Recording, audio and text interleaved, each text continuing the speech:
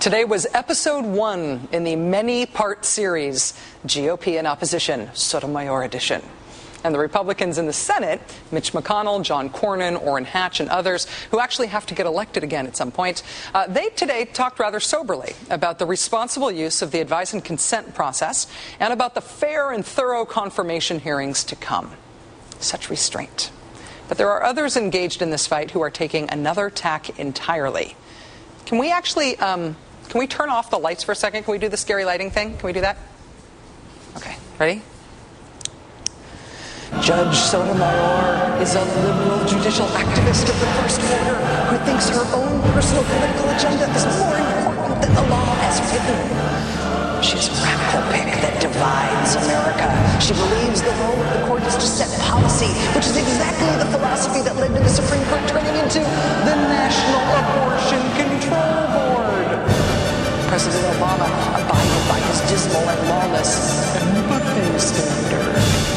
This is someone who clearly was picked because she's a woman and Hispanic, not because she was the best qualified. Okay, I'm actually sort of freaking myself out. Can we turn the lights back on?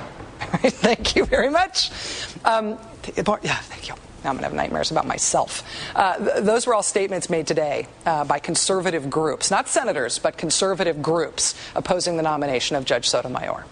Historically, for the 9 current justices, it's taken an average of about 73 days to get confirmed. That means it will probably be less than 73 days before we see the first anti-Sonia Sotomayor ad featuring this soundtrack. Be afraid! Sonia Sotomayor is not objectively particularly liberal. Her academic bona fides, Phi Beta Kappa, Princeton summa cum laude, Yale Law Review, these are not the kinds of things that are handed out to fill non-existent quotas.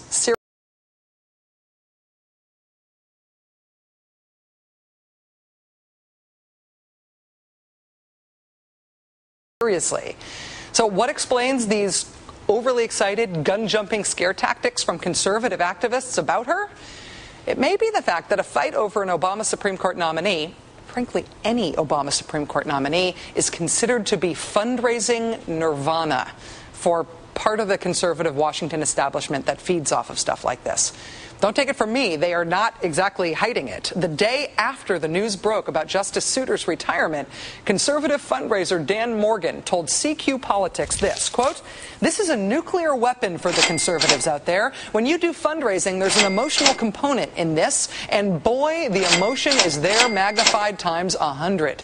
The Supreme Court is great. That's going to be mail, that's going to be phone calls. The clients I work with are in meetings already. There are letters being written already." That was the day after Souter announced his retirement.